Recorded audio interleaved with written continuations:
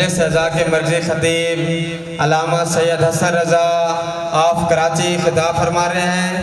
ایک اہم اعلان سماعت فرما لیں۔ کل بروز بدھ بلاک نمبر 12 اور 16 کے درمیانی سلاک پہ مجلس اعزاء ہے، جس پہ ٹھیک 10:30 بجے علامہ سید حسن رضا نقوی خطاب فرمائیں گے۔ نعرہ تکبیر، نعرہ رسالت، نعرہ حیدری، بآواز بلند صلوات۔ اللہم قرأ الفاتحہ۔ بسم اللہ الرحمن الرحیم۔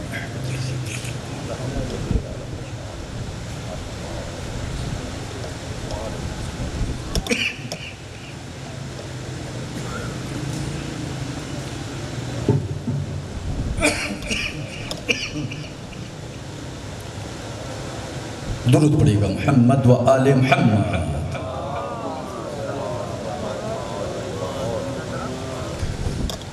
اعوذ باللہ من الشیطان اللعین الرجیم، بسم اللہ الرحمن الرحیم۔ حسبنا اللہ ونعم الوکیل، نعم المولا ونعم النصیر۔ افوض امری الى اللہ، ان اللہ بصیر بالعباد۔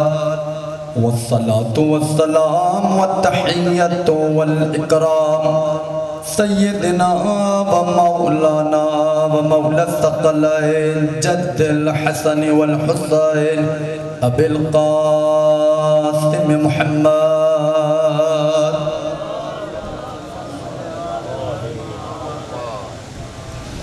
وآلہ الطیبین الطاہرین المعصومین المظلومین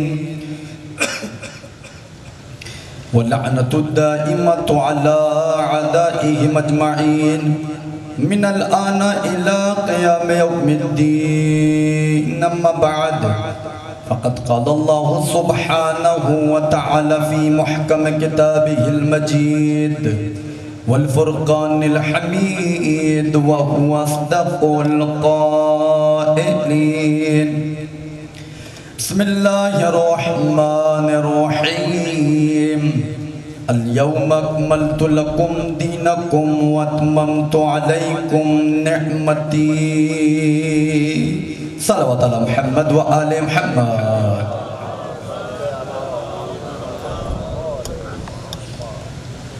محترم سامعین عزاداران سید الشہداء علیہ السلام، مسلسل ہماری گفتگو جاری ہے اور بہترین انداز سے آپ سنتے آ رہے ہیں۔ پروردگار آپ کو جزا خیر عطا فرمائے، آپ کا آنا اپنی بارگاہ میں قبول و منظور فرمائے۔ حسین کی ماں آپ سب سے راضی ہو۔ دیکھیے، اپنی بات کا آغاز میں یہاں سے کروں کیونکہ ہمارے موضوع میں امامت بھی شامل ہے، تو امامت کی حقیقت پر بھی روشنی پڑنی چاہیے۔ قرآن مجید کی ایک آیت ہے جس آیت کو آیے ابتلا کہتے ہیں، اس آیت پہ مجھے رکنا نہیں ہے۔ آپ بارہا اس کو سن چکے ہیں بہت دفعہ، کئی ذاکرین سے، کئی خطبہ سے، کئی علماء سے اس کو سن چکے ہیں۔ میں صرف آیت کی تلاوت کروں گا اور اس سے ایک نتیجہ لے کر انشاءاللہ آگے بڑھ جاؤں گا۔ پروردگار عالم خالق کائنات اللہ سبحانہ وتعالی جب امامت کی فضیلت کو بیان کرنے پر آتا ہے تو اس طریقے سے بیان کرتا ہے۔ جناب ابراہیم کا تذکرہ ہے، آیت بہت معروف ہے، سورہ بقرہ کی آیت ہے۔ پروردگار ارشاد فرما رہا ہے وَإِذِ ابْتَلَى إِبْرَاهِيمَ رَبُّهُ بِكَلِمَاتٍ فَأَتَمَّهُنَّ۔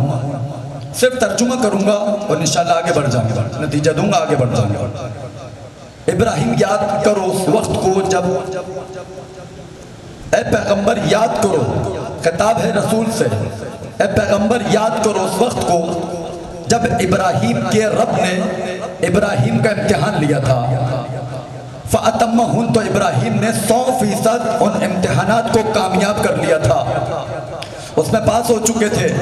جب امتحانات کو پاس کر لیا تو پروردگار عالم نے آواز دی انی جاعلک للناس اماما، اب ہم تمہیں لوگوں کا امام بنا رہے ہیں۔ بھئی لوگوں کا امام ہونا اور ہے، پوری کائنات کا امام ہونا اور ہے۔ ابراہیم تھے لوگوں کے امام، رسول اللہ تھے پوری کائنات کے امام۔ اب جو رسول اللہ کے بعد ان کا وصی بنے گا وہ بھی پوری کائنات کا امام ہونا چاہیے۔ نعرے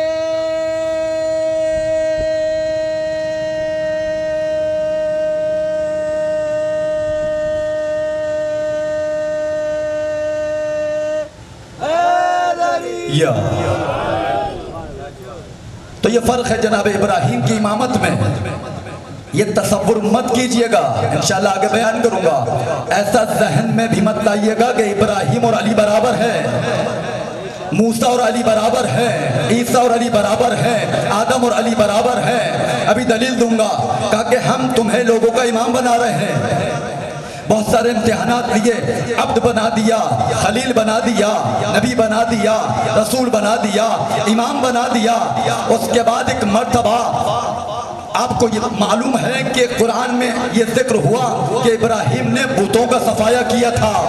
بھئی یہیں سے میرے ساتھ جوڑ جائیے گا کہ ابراہیم نے بتوں کا صفایا کیا تھا۔ جب صفایا کیا، یہ تمام لوگ جب اپنی عید سے پلٹ کر آئے ہیں، کہا کہ کس نے صفایا کیا، ان بتوں کو کس نے توڑا، ان بتوں کو کس نے توڑا؟ کسی نے کہا کہ اس نے توڑا، کسی نے کہا اس نے توڑا۔ ابراہیم علیہ السلام نے بتوں کا صفایا کر کے بتوں کو توڑ کے کلہاڑی بڑھے بت کے گلے میں ٹاک دی تھی۔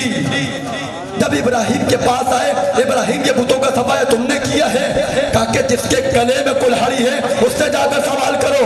کہا وہ تو بولتے نہیں ہیں، وہ تو کچھ کہتے نہیں ہیں۔ کہا میں بھی تو یہی سمجھا رہا ہوں، جو بولتے نہیں ہیں ان کو خدا کیوں مانا کرتے ہو؟ جو بولتے نہیں ہیں ان کو خدا کیسے مانتے ہو؟ عزیزان گرامی، اب یہاں پر ایک سوال ہے، اس کا سوال آپ سے ہے، اس سوال کا جواب میں خود دوں گا۔ بھئی سوال یہ ہے، مجھے بتائیے ابراہیم نے جو بتوں کا صفایا کیا وہ کہاں پر کھڑے ہو کر کیا؟ ابراہیم نے جو بتوں کا صفایا کیا وہ کہاں پر کھڑے ہو کر کیا؟ آپ کا جواب یہی ہوگا، میرا جواب بھی یہی ہے۔ بھئی ابراہیم نے جو بتوں کو توڑا وہ زمین پر کھڑے ہو کر توڑا، جو بتوں کو توڑا وہ زمین پر کھڑے ہو کر توڑا۔ بھئی اب قربان جائیے علی کی فضیلت پر، مولا کی فضیلت پر سلام کیجئے گا اگر یہ فضیلت آپ تک پہنچ جائے۔ بھئی یہ فرق ہے ابراہیم میں۔ میاں رک کے ایک بات اور یاد آ گئی مجھے، جناب ابراہیم نے جب بتوں کا صفایا کر دیا، قرآن نے اسی کے بعد ابراہیم کو ایک ٹائٹل دیا، انہو کانا صدیقا نبیہ، انہو کانا صدیقا نبیہ۔ کہ ابراہیم ہمارے سچے نبی تھے، ابراہیم سچے نبی تھے، ابراہیم سچے نبی تھے۔ پروردگار یہ تو کیوں کہہ رہا ہے؟ کیونکہ ابراہیم نے بتوں کا صفایا کیا ہے۔ اب یہاں پر دوبارہ سوال کو دہرا ہوں، مجھے بتائیے ابراہیم نے جو بتوں کا صفایا کیا وہ کہاں پر کھڑے ہو کر کیا؟ بھئی جواب آپ کا بھی یہ ہوگا، میرا بھی یہ ہوگا کہ زمین پر کھڑے ہو کر ابراہیم نے بتوں کا صفایا کیا۔ یہی تو فرق ہے ابراہیم کے اندر اور فخر ابراہیم کے اندر۔ بھئی ابراہیم اسے کہتے ہیں جو زمین پر رہ کر بتوں کا صفایا کرے، اور علی اسے کہتے ہیں جو دوش نبی پر کھڑے ہو کر بتوں کا صفایا کرے۔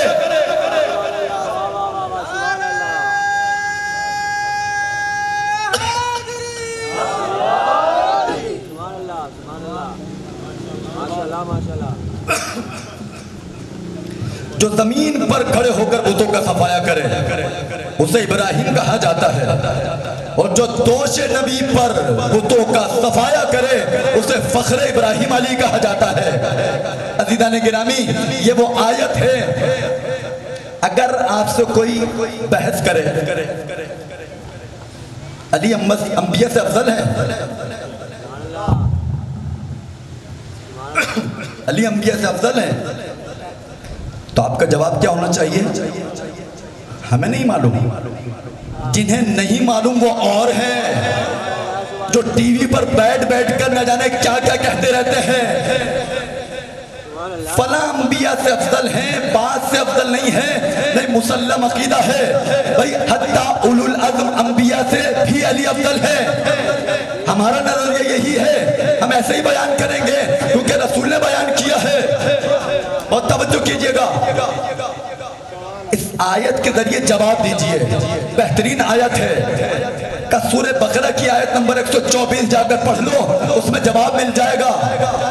اگر افضل نہ ہوتے تو دلیل دے دوں, اگر علی انبیاء سے افضل نہ ہوتے,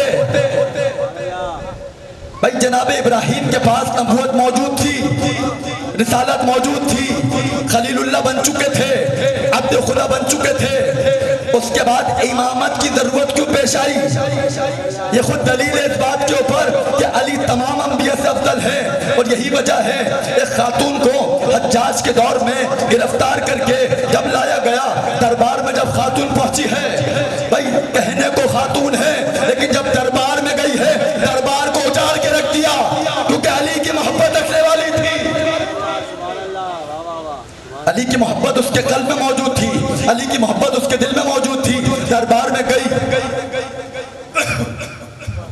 ہارون نے, حجاج نے اس کو دیکھا, کہا کہ بہت تم علی کی محبت کے دم بھرتی ہو. کہا بسم اللہ, بالکل اس میں شک ہی نہیں ہے. علی کی محبت جس کے دل میں ہے فخر کیا کرے, اس پر سینہ تان کر چلا کرے. کل میں نے عرض کیا تھا کل ایمان کی محبت لے کے چلتے ہیں. انسان جب چل رہا ہوتا ہے, مومن اگر حب علی بن ابی طالب کے ساتھ زمین پر چل رہا ہوگا تو یہ کل ایمان کی محبت لے کے چل رہا ہے. بہت توجہ کیجئے. کہا کہ ہم نے سنا ہے کہ تم علی کو اصحاب سے برتر جانتی ہو. کہا صاحب کا جھوٹ سنا ہے, خبر تمہاری غلط ہے. کہا بالکل ایسا نہیں ہے. کہا سنو تو ہم نے یہی ہے. کہا غلط سنا ہے. کہا کہ پھر صحیح کیا ہے؟ صحیح کیا ہے؟ بھئی علی تمام انبیاء سے افضل, علی آدم سے بھی افضل, علی نوح سے بھی افضل, علی عیسیٰ سے بھی افضل, علی موسیٰ سے بھی افضل, 1,23,999 انبیاء سے علی افضل ہیں سوائے نبی کو چھوڑ کر. بھئی نبی کے تو نفس بنتے ہیں, نفس رسول کہلاتے ہیں, ان سے افضل نہیں ہیں. باقی تمام انبیاء سے علی افضل ہیں. اس کی دلیل کہا کہ جھوٹ سنا ہے کہ میں علی کو اصحاب سے افضل جانتی ہوں. کیا پھر ٹھیک کیا ہے؟ صحیح بتاؤ. کہتی ہے اصحاب تو بہت دور کی بات ہے, میں تو علی کو انبیاء سے بھی زیادہ افضل جانا کرتی ہوں. صلوات علی محمد و آل محمد.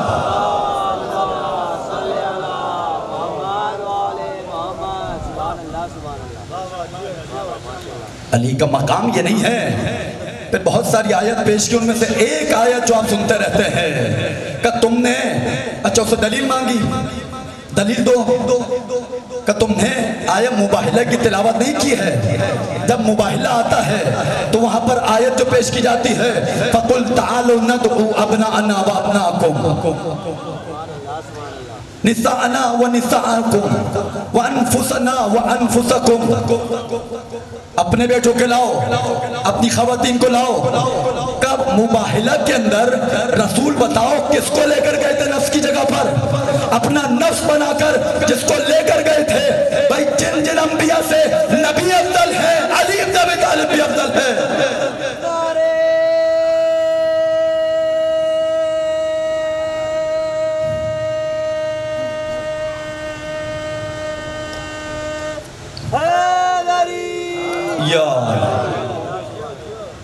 علی تمام انبیاء سے افضل. عزیزان گرامی, ایک دو درود پڑھیں.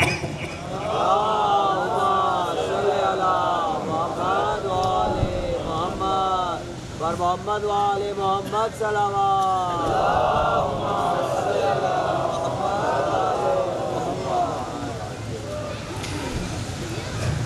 علی بن ابی طالب کا مقام یہ ہے کہ قرآن کی ایک اور آیت آپ دیکھیے. اے حبیب ان سے کہہ دیجئے قل ان کنتم تحبون اللہ فاتبعونی یحببکم اللہ.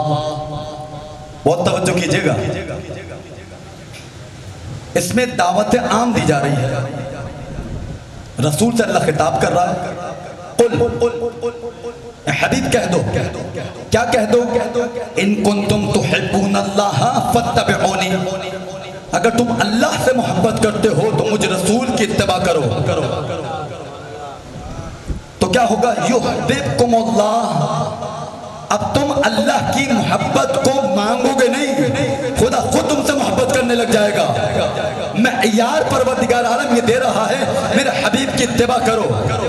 جو بھی میرے حبیب کی اتباع کرے گا پروردگار اس سے محبت کرنے والا بن جائے گا، پروردگار اس سے محبت کرنے لگ جائے گا. مجھے بتائیے، آپ کی محبت اور رسول کی محبت ایک ہے یا الگ الگ ہے؟ یقیناً رسول کی محبت الگ ہے، میری محبت الگ ہے. یا اس کا مقام بیان کیا جا رہا ہے جو رسول کی محبت سے الگ ہے، جو اللہ کی محبت سے الگ ہے. بھئی علی کا مقام ہی کچھ اور ہے. علی کی محبت رسول کی محبت سے جدا نہیں ہے. بھئی اللہ کا رسول بھی علی سے محبت کرتا ہے، اللہ خود بھی علی سے محبت کرتا ہے. اب مجھے بتائیے، جب آپ رسول کی اتباع کریں تو خدا کے محبوب بن جائے. اب جو خود رسول علی سے محبت کریں گے تو علی کا مقام کیا ہوگا؟ جو یہ ناپ سکے کہ جو رسول علی سے محبت کر رہے ہیں، اور یہی تو جگہ جگہ پر میرے مولا رسول خدا نے بیان کیا ہے.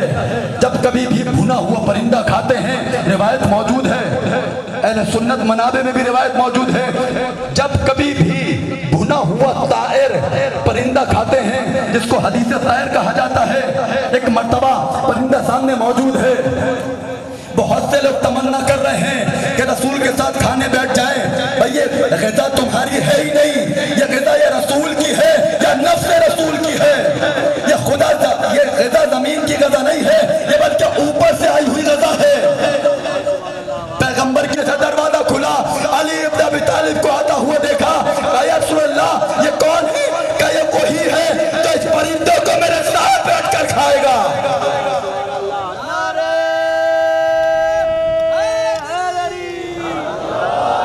محمد وآل محمد صلوات.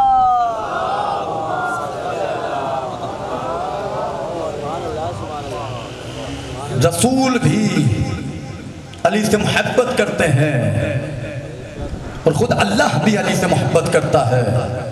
خیبر میں جب بلایا تھا کیا کہا تھا؟ پروردگار میرے محبوب کو بھیج دے. کہیں پر بھی علی ابن ابی طالب کے بغیر پیغمبر کا جی نہیں لگتا ہے. اور یہ دعا پیغمبر کی موجود ہے، اس کو محفوظ کیجئے گا، بہت اہم فقرہ ہے، اس کو محفوظ کیجئے گا. جب کبھی بھی بیٹھے ہوتے تھے، علی ابن ابی طالب سامنے ہوتے تھے، تو میرے مولا رسول خدا کی دعا یہی رہتی تھی جو کسی کے لیے نہ رہی، سب کی تمنا رہی کہ رسول ہمارے لیے دعا کر دیں. اب پروردگار کبھی مجھ رسول پر ایک ایسا لمحہ نہ آ جائے کہ میرے سامنے علی ابن ابی طالب نہ ہو. ہر دم ہر لمحہ میرے پاس جو ہونا چاہیے وہ علی ابن ابی طالب ہونا چاہیے. بہت توجہ کیجئے. اور یہی وجہ ہے ہر جگہ میرے مولا رسول خدا نے علی ابن ابی طالب کو یہ اسرار دین بیان کر رہا ہوں، یہ دین کے راز ہیں. یہاں پر بیٹھ کر محرم کے ایام میں نماز کا طریقہ کیا ہے، روزہ کیسے رکھا جاتا ہے، طواف کیسے کیا جاتا ہے، بھائی یہ ماہ مبارک رمضان کے موضوعات ہیں، ان کو وہاں پر بیان کیا کرو. یہاں پر جب آتے ہو تو محمد یا آل محمد کی باتیں بتایا کرو. بعض تو یہ اعتراض کرتے ہیں کہ ذکر حسین کا فائدہ کیا ہے، یہ ذکر حسین کرنے سے کیا مل جائے گا. اب جو بیچارہ دیہاتی آئے گا اپنا کام چھوڑ کر فرش ادا پر آ کر بیٹھے گا، اس کا آنے کا کوئی فائدہ ہی نہیں ہے. پھر وہ آ کیوں رہا ہے؟ اس کا مقصد ہے من بکا او ابکا او تباکا، جو روئے اور رلائے اور رونے جیسی شکل بنا دے فلہ الجنہ، وہ جنت کا مالک بن جاتا ہے.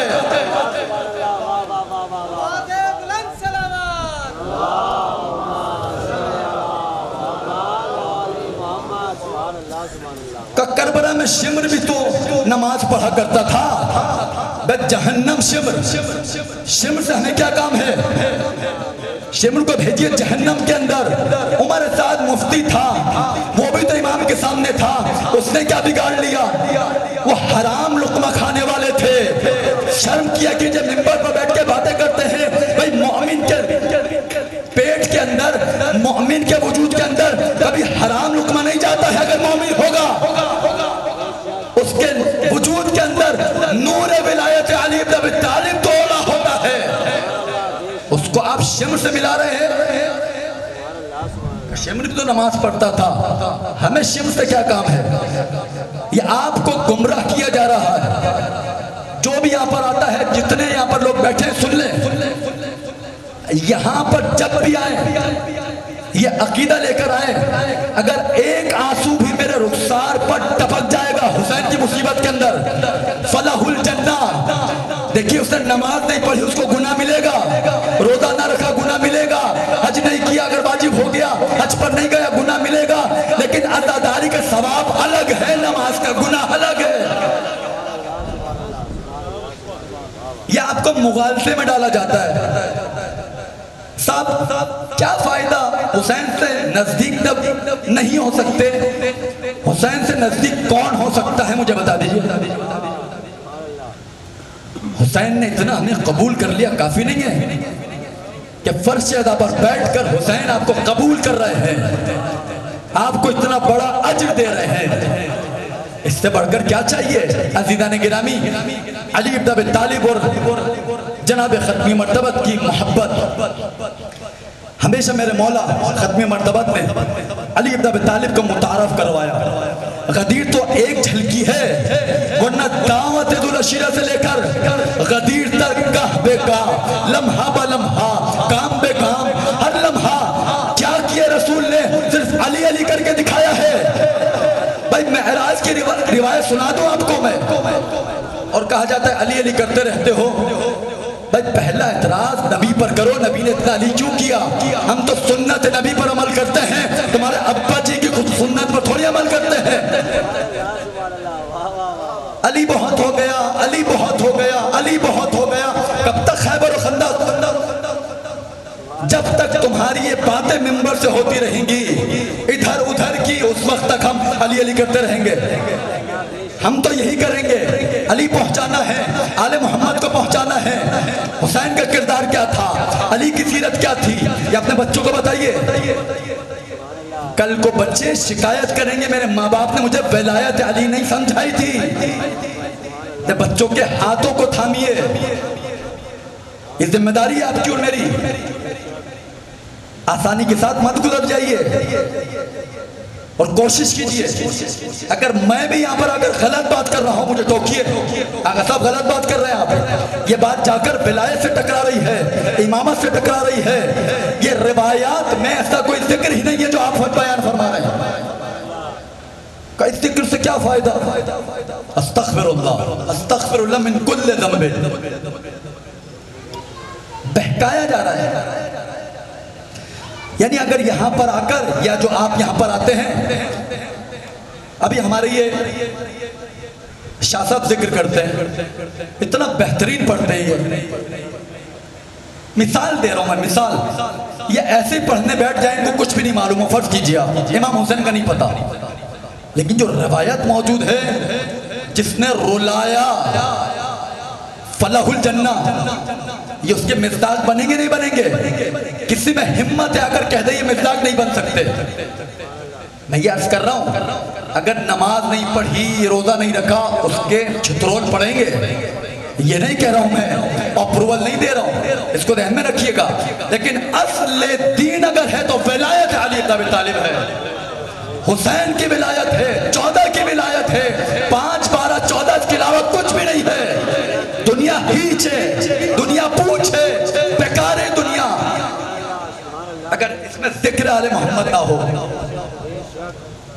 آپ سنیں گے روایت، رسول خدا کو بڑی محبت تھی۔ ایک شخص آیا رسول خدا کی خدمت میں، آ کر کہتا ہے یا رسول اللہ میری ایک حاجت ہے، میری ایک دعا ہے، آپ خدا سے دعا مانگیے میری دعا مقبول ہو جائے۔ رسول اللہ ہاتھ اٹھاتے دعا مقبول ہو جاتی. میں نے عرض کیا نا رسول خدا نے ہر جگہ علی کو متعارف کروایا ہے. کہا کہ انشاءاللہ وانشاء علی ابن ابی طالب، کہ اگر اللہ نے چاہا، بھئی اللہ کے ساتھ اپنا نام بھی تو لا سکتے تھے، کہ اگر اللہ نے چاہا اور علی ابن ابی طالب نے اللہ کے ساتھ چاہا تو تیری دعا مقبول ہو جائے گی.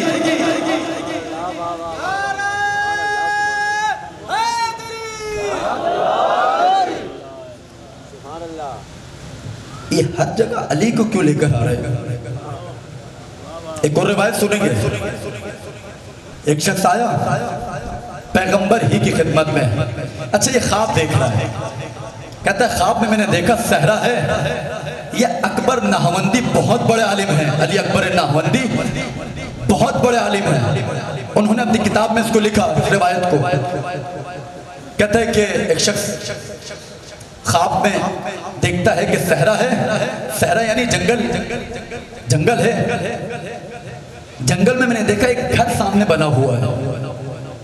بھائی توجہ کیجئے گا، ایسی روایتیں بہت کم سنیں گے آپ لوگ.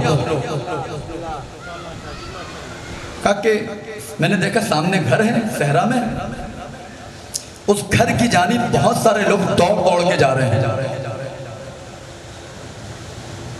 کب میں بھی ان کے پیچھے گیا، میں نے کیا دیکھا کہ وہاں پر حضرت محمد مصطفیٰ صلی اللہ علیہ وآلہ وسلم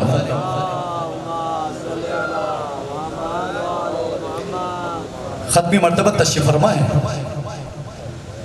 تمام لوگ اپنی باتیں بیان کر رہے ہیں. کہتے ہیں میں بھی صف میں کھڑا ہو گیا. جب میری باری آئی میں آگے بڑھا. میں نے کہا یا رسول اللہ، اے اللہ کے رسول، ایک دعا آپ سے ہم تک پہنچی ہے. اللہم انی اقدم الیک محمدا بین یدی واتوجہ بہ الیک.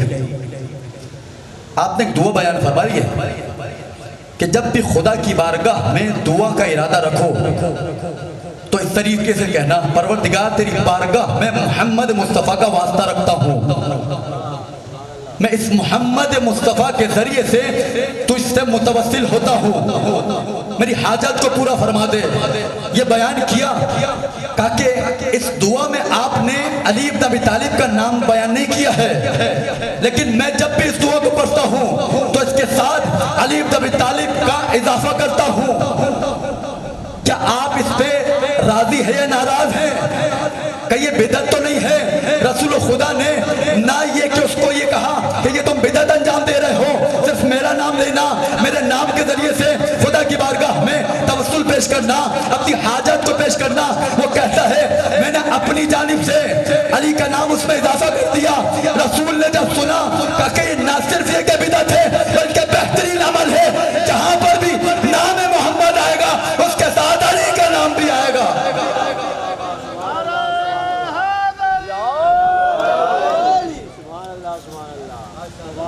کہ جہاں پر نام محمد آئے گا وہیں پر نام علی ابن ابی طالب آئے گا. رسول اللہ کو بہت پسند ہے کہ ان کے بھائی علی کا نام آئے. اللہ کو پسند ہے یہ دونوں بھائی ساتھ ساتھ ہوں. بھائی جب نورانی شکل میں ساتھ موجود تھے، انا وعلی من نور واحد، کہ میں اور علی ایک ہی نور کے دو ٹکڑے ہیں. توجہ فرما رہے ہیں آپ عزیزان گرامی.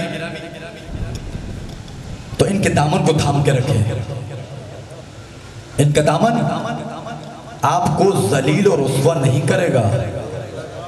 ہمارا رہبر ہے ہی ایسے، 12-14 کو ماننے والے ہیں.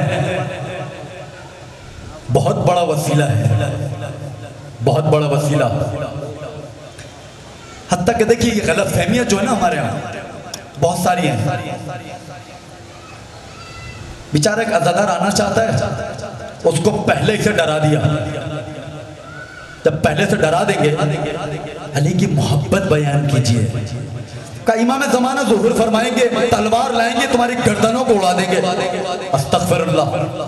امام کے پاس کوئی کام اور ہے ہی نہیں آنے کے بعد، وہ آئیں گے گردنیں اڑائیں گے صرف، کوئی اور کام نہیں ہے۔ بہت کام ہے امام زمانہ کے اوپر۔ ابھی تو قاتلان نے فلاں فلاں فلاں فلاں کے قاتلان سے بدلہ لینا ہے، ابھی تو وہ کام باقی ہے۔ بھائی بقی ابھی کہاں بنا ہے؟ بقی اگر بنے گا تو بس تائید امام زمانہ بنے گا۔ ابھی زہرا کی قبر کا کوئی نشان معلوم نہیں ہے، یہ بھی گمراہ کیا جاتا ہے۔ زہرا کی قبر بقی میں ہے، زہرا کی قبر بقی میں ہے، کس نے کہا بقی میں ہے؟ دلیل، کوئی ثبوت، کوئی روایت کسی کو نہیں معلوم ہے۔ آپ کو معلوم ہے کہ جناب سیدہ کی قبر بقی میں ہے، گھر کا احتمال ہے، لیکن گھر کے اندر بھی نہیں معلوم کہاں پر موجود ہے۔ بہت توجہ کیجئے آپ، یہ وہ اسرار ہیں جو آل محمد کے گھر والوں ہی کو پتا ہے۔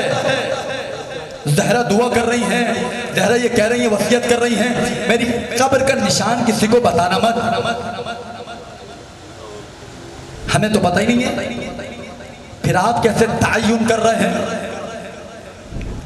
یہ باتیں ٹھیک نہیں ہے۔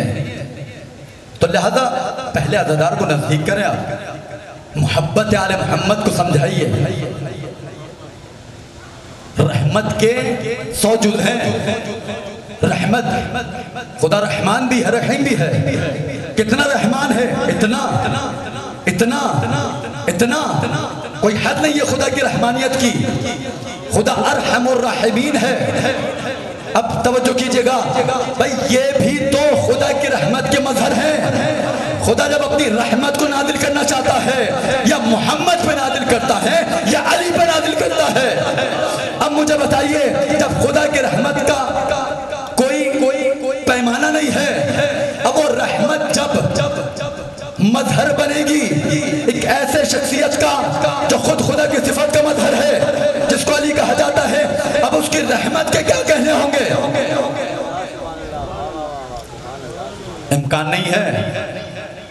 تو اب میں آپ کو ایک واقعہ سناؤں گا، واقعہ بہت کم سناتا ہوں میں، ایک دو واقعہ سناؤں گا تاکہ ایک درس آپ کو ملے، لیکن اپنی موضوع سے باہر نہیں جاؤں گا۔ موضوع ہمارا یہی رہے گا۔ ایک ناسبی تھا، ناسبی۔ ناسبی کون ہوتا ہے؟ ناسبی جو آل محمد سے نفرت کرنے والا ہوتا ہے۔ اس کو ذہن میں رکھیے گا اور علی کی رحمت دیکھیے گا، قربان جائے گا امیر المؤمنین کی رحمت کے۔ رحمت اللہ واسعہ، رحمت الموصولہ ان کو کہا جاتا ہے، وسیع رحمت کے مالک ہے۔ ناسبی تھا، اس کے برابر میں ایک شیعہ کا گھر تھا، اہل بیت کا چاہنے والا تھا، اس کا گھر تھا۔ وہ ناسبی روزانہ اس کو تنگ کرتا تھا، کبھی کوئی اذیت، کبھی کوئی پریشانی۔ نجف اشرف کا واقعہ ہے۔ اب یہ جو شیعہ تھا بیچارہ مولا کا چاہنے والا، یہ تنگ آ کر کس کو سنا ہے؟ جس کا کوئی نہیں سنتا اس کی امام زمانہ سنتے ہیں، جس کی کوئی نہیں سنتا اس کے علی ابن ابی طالب سنتے ہیں، جس کی کوئی نہیں سنتا اس کے حسین سنا کرتے ہیں۔ کس کو سناؤں؟ روزانہ جاتا تھا مولا کے دربار میں، کہا مولا بڑی اذیت کرتا ہے، کچھ کیفر اس کو آپ دیجئے، کوئی سزا اس کو دیجئے۔ کوئی جواب نہیں آتا تھا۔ پھر دوسرا دن آیا، پھر اذیت، تیسرا دن آیا، پھر اذیت۔ اب جب یہ آخری دن گیا، کہا مولا بہت تھک چکا ہوں، مولا خستہ ہو چکا ہوں۔ جب بہت اس نے اصرار کیا مولا کی خدمت میں، تو اس نے خواب میں دیکھا کہ مولا اس سے فرما رہے ہیں، دیکھو میں اسے جواب نہیں دے سکتا۔ کہ مولا ناسبی ہے، آپ سے نفرت کرتا ہے، آپ کو چاہتا نہیں ہے۔ مولا نے کہا میں اس کو کچھ نہیں کہہ سکتا، مولا وجہ کیا ہے؟ مولا نے فرمایا جب کبھی بھی یہ میرے روضے کے سامنے سے گزرتا تھا، ہمیشہ ایسے ہی گزر جایا کرتا تھا۔ ایک دن کیا ہوا، یہ اپنی سواری سے نیچے اترا، اس نے میرے گنبد کو دیکھا اور کھڑے ہو کر ایک مرتبہ کہا السلام علیکہ یا امیر المؤمنین، اے مومنین کے امیر تجھ پر میرا سلام ہو۔ کہا اس ایک سلام کے نتیجے میں اس پر ہمارا حق یہ بنتا ہے اس کو کچھ نہ کہے۔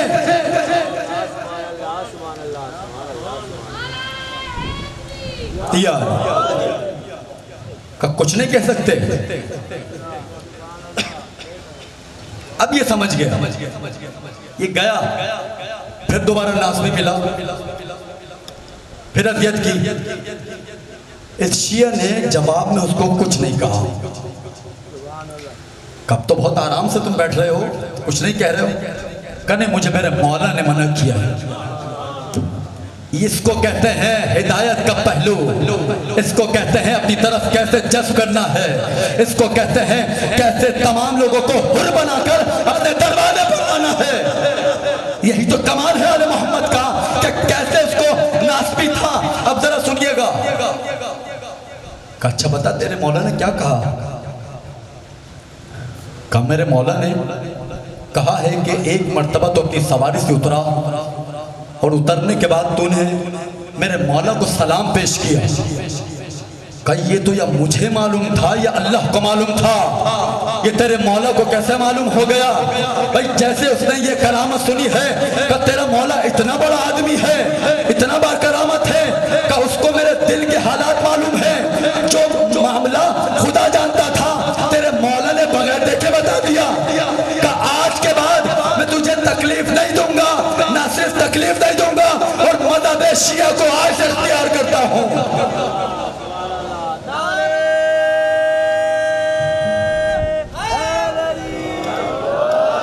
محمد وآل محمد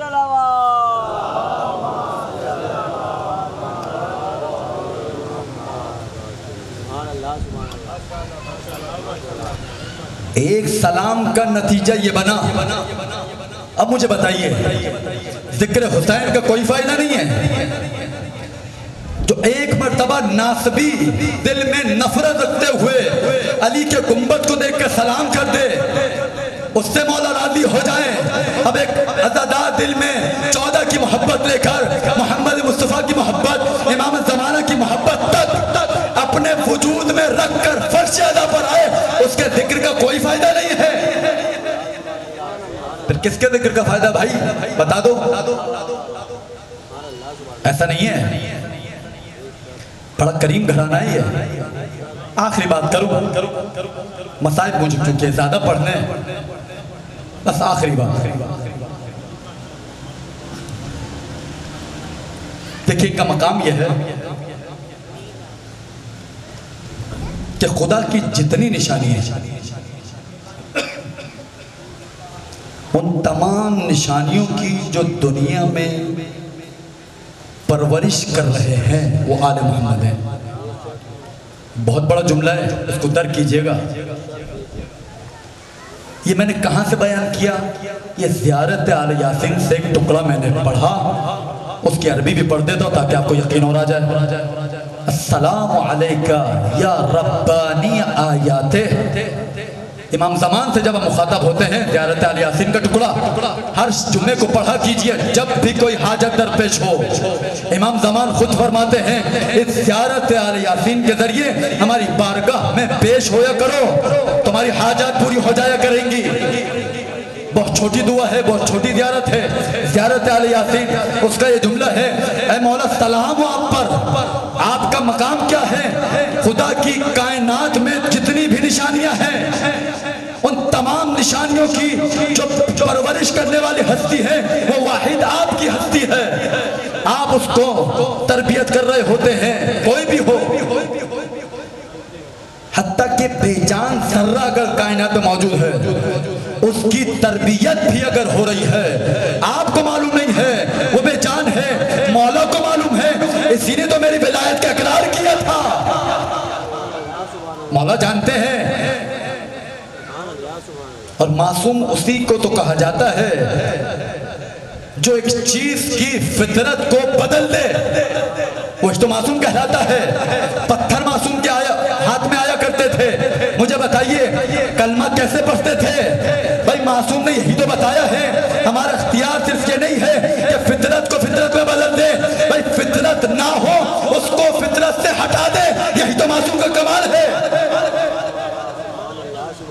یہی تو معصوم کا کمال ہے. فطرت کو تبدیل کرنے والی ہستی امام زمانہ کی ہے. اب ذرا بات سنیں انشاءاللہ, آخری بات, اس کے بعد انشاءاللہ منزل مسائل. شیخ رجب علی خیاط بہت بڑے عارف، بہت بڑے عارف، پیشہ دردی تھا، کپڑے سیا کرتے تھے، لیکن اللہ سے اتنا ہی زیادہ نزدیک تھے، آل محمد کی معرفت اتنی ہی زیادہ رکھتے تھے، کیونکہ عرفان اگر کوئی حاصل کرنا چاہتا ہے، معرفت یعنی اہل بیت کے ساتھ جو بھی عمل انجام دیا جائے وہ معرفت کہلاتی ہے، اس کے علاوہ کوئی عمل معرفت والا نہیں ہے اگر اہل بیت سے ہٹ کر ہو، اس کو ذہن میں رکھیے گا۔ شیخ رجب علی خیاط بہت بڑے عارف فرماتے ہیں مرتبہ میں بیمار ہوا، میں مریض ہوا، مریض ہونے کے بعد میں نے دوا کھانا چاہیے،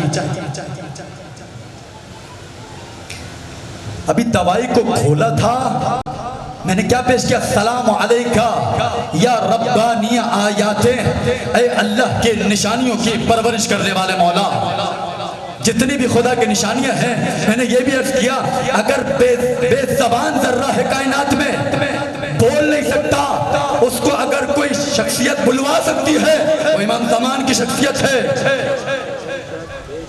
کہ میں نے دوائی کو کھولا، کھانا چاہتا تھا، اس سے پہلے کہ دوائی کو کھاتا، دوائی سے آواز آ رہی تھی، اے شیخ رجب علی خیاط اگر اس کو تم کھانا چاہتے ہو تو یاد رکھنا اس دوا کے اندر جو شفا ڈالنے والی ہستی ہے وہ وقت کا امام زمانہ ہے۔ آواز گونج رہی تھی، اللہم صلی علی محمد و آل محمد۔ توجہ فرمایا آپ نے، یہ ہے اسرار دین۔ ایسا سنا کیجئے، زیارات میں آل محمد کو تلاش کیجئے، دعاؤں میں آل محمد کو تلاش کیجئے، زیارت عاشورہ تولا بھی ہے، تبرہ بھی ہے، اگر کوئی تولا پڑھنا چاہتا ہے تب بھی زیارت عاشورہ پڑھو، اگر کوئی تبرہ پڑھنا چاہتا ہے تب بھی زیارت عاشورہ پڑھو۔ اجرکم اللہ، یہ ہے آل محمد۔ عزادارو، آج 7 محرم بھی تمام ہوا چاہتی ہے، میرا مولا 3 دن سے زیادہ کا مہمان نہیں ہے۔ عزادارو، دعا کیا کیجئے، جب آپ کی آنکھوں سے آنسو نکلنے لگے اپنی ماؤں کے لیے دعا کیا کیجئے، ایسی تربیت آپ کی ماؤں نے کی ہے۔ بچے جب گریہ کرتے ہیں، جوان جب گریہ کرتے ہیں تو جناب سیدہ کتنا خوش ہوتی ہوں گی، مولا سجاد کتنا خوش ہوتے ہوں گے۔ اجرکم اللہ، آئیے مولا کی خدمت سلام پیش کریں۔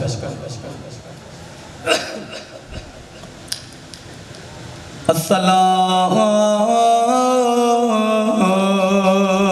علی الحسین وعلی علی ابن الحسین وعلی اولاد الحسین وعلى أصحاب الحسين اجرکم اللہ۔ عزادارو، آج مصیبت جو مجھے پڑھنی ہے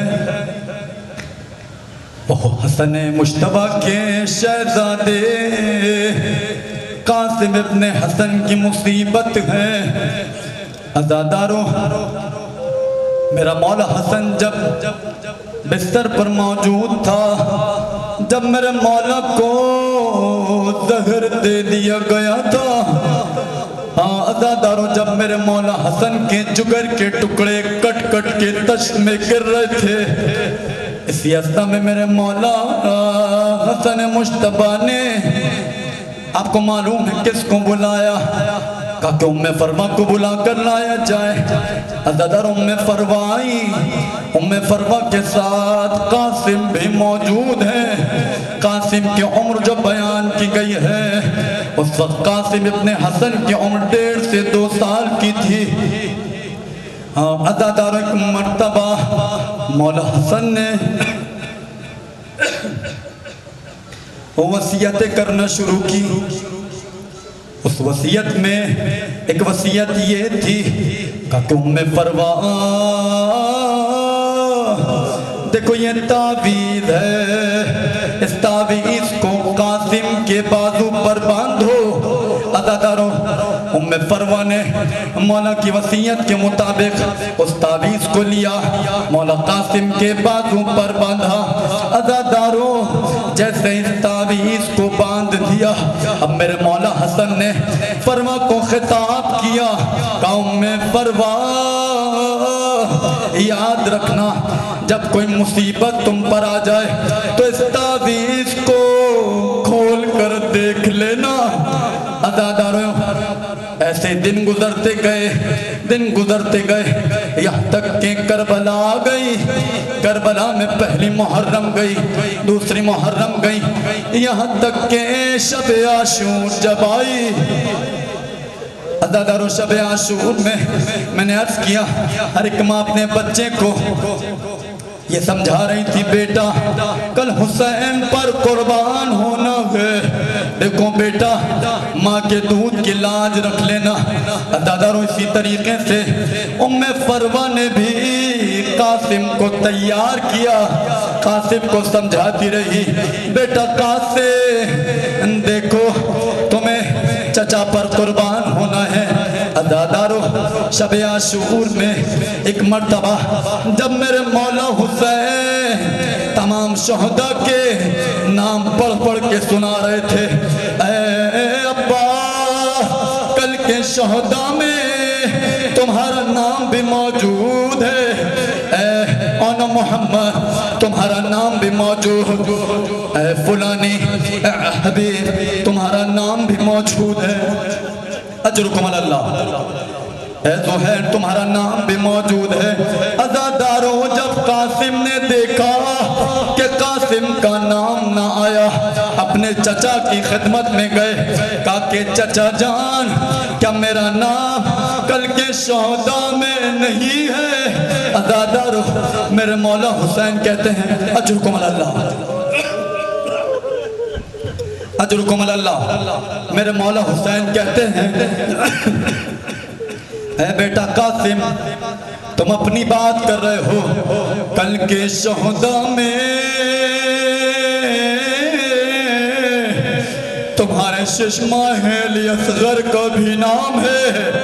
عزاداروں قاسم نے یہ سنا، قاسم تڑپ گئے، قاسم کہتے ہیں اے چچا جان کیا یہ فوج خیمے میں آ جائے گی؟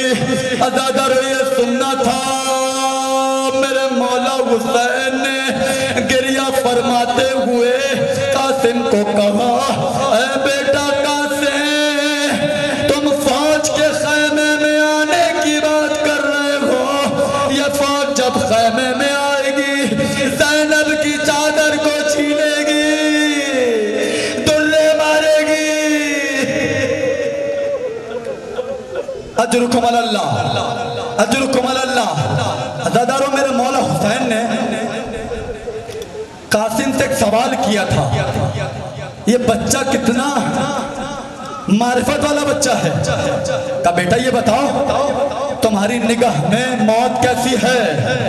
کہا بابا، کہا چچا احلی من العسل، موت میری نگاہ میں شہد سے بھی زیادہ شیرین ہے۔ عزاداروں قاسم نے یہاں پر دعویٰ کیا کہ موت میرے نزدیک شہد سے بھی زیادہ شیرین ہے۔ اس دعوے کی دلیل کہاں پر ملی؟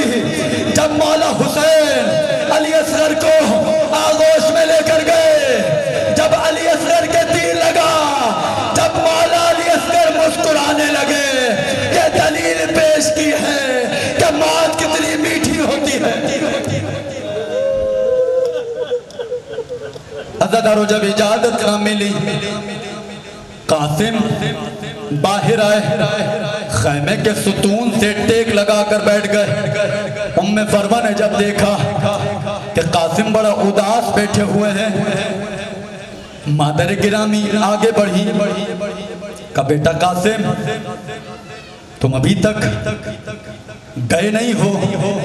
ایک مرتبہ قاسم کہتے ہیں اے مادر گرامی، جب بھی چچا کی خدمت میں جاتا ہوں چچا واپس کر دیتے ہیں۔ اب مجھے نہیں معلوم کہ حسین قاسم کو کیوں واپس کر دیتے ہیں۔ عزادارو میرا دل کہہ رہا ہے مولا حسین جب دیکھتے ہوں گے کہ قاسم مرنے کی اجازت مانگ رہے ہیں، میرے مولا کو یہ خیال آتا ہوگا میرے بھیا حسن کی نشانی قاسم، کیسے تمہیں مرنے کی اجازت دے دوں؟ اجرکم اللہ۔ عزادارو ایک مرتبہ قاسم کو ام فروا نے کہا اے ام فروا اے قاسم تمہارے بازو پر تمہارے بابا نے ایک تعویذ باندھا تھا، اسے ذرا کھول کر دیکھو، ابھی تک چچا نے اجازت نہیں دی ہے۔ عزادارو جیسے قاسم نے اس تعویذ کو کھولا، تعویذ کو کھول کر اپنے چچا کی خدمت میں گئے، ایک مرتبہ تعویذ کھول کر دکھایا، اس میں کیا لکھا تھا؟ اس میں یہ لکھا تھا اے بیٹا قاسم جب کربلا ہو، دیکھو کربلا میں موجود نہ ہوں گا، دیکھو جب تمہارے چچا پر کوئی مصیبت آ جائے تو میری جانب سے اپنے چچا پر تم قربان ہو جانا۔ اجرکم اللہ۔ عزادارو جیسے ہی مولا حسین نے اس تحریر کو پڑھا تو مقتل کہتا ہے کہ دونوں چچا بھتیجوں پر غش کا عالم آ گیا، دونوں غش کھا کر زمین پر گر گئے، پانی ڈالا گیا، دونوں کا افاقہ ہوا۔ اب ایک مرتبہ قاسم کو اجازت ملی، قاسم اب مقتل میں جانا چاہتے ہیں۔ عزادارو سواری تیار ہوئی، رکابوں کو چھوٹا کیا گیا، امام حسن کا عمامہ سر پر رکھا گیا، وہ بڑا نظر آ رہا تھا، رکابیں بڑی تھی، رکابوں کو چھوٹا کیا گیا۔ اب جب قاسم کو سوار کیا گیا، قاسم میدان کی جانب گئے، مقتل کی جانب بڑھ رہے ہیں۔ ایک مرتبہ قاسم مقتل میں گئے، بہترین قتال کیا، بہترین جنگ کی ہے، کبھی یہاں سے وار کیا، کئی دشمنوں کو جب قاسم نے واصل جہنم کر دیا۔ اب جب دشمن نے دیکھا ازرق شامی ایک پہلوان تھا، اس نے اپنے ساتوں بچوں کو بھیجا، ساتوں کو قاسم نے واصل جہنم کیا۔ اب جب ازرق نے دیکھا کہ اس نے تمام بچوں کو واصل جہنم کر دیا ہے، اب ازرق شامی خود میدان میں اترا۔ اب جب حسین نے دیکھا کہ اتنا بڑا پہلوان قاسم کے مقابلے میں آ رہا ہے، قاسم کی ماں کو حسین کہتے ہیں اے ام فروا دعا کرو خدا قاسم کی خیر کرے۔ آخری دو جملے عزادارو، ازرق آیا، اس کو بھی واصل جہنم کیا۔ عزادارو ایک موقع وہ بھی آیا، آخری دو جملے ہیں، ایک موقع وہ بھی آیا، کسی لعین نے، کسی شقی نے ایک ایسا نیزہ مولا قاسم کے پیٹ میں لے کے مارا، یہاں سے باہر آیا، میرا شہزادہ گھوڑے سے زمین پر آیا، آواز دی ہے اے چچا جان قاسم کی مدد فرمائیے۔ عزادارو سنیں گے جب حسین نے یہ جملہ سنا، میرا مولا حسین قاسم کے لاشے پر جب پہنچا، عجب عالم تھا، میرا مولا حسین جب قاسم کے لاشے پر پہنچا، کیا دیکھا؟ ادھر کے گھوڑے ادھر آ گئے ہیں، ادھر کے گھوڑے ادھر آ گئے ہیں، قاسم کا لاشا پامال ہو چکا ہے۔ اب حسین نے قاسم کے لاش کے ٹکڑوں کو جمع کیا، ایک گٹھری میں ڈالا، اپنے کاندھے پر رکھا، اب خیمے کی جانب گئے، کیسے اس لاشے کو لے کر جائے؟ عزادارو ایک مرتبہ میرا مولا حسین جب قاسم کے لاش کو، قاسم کی لاش کے ٹکڑوں کو خیمے کی جانب لے کر گئے،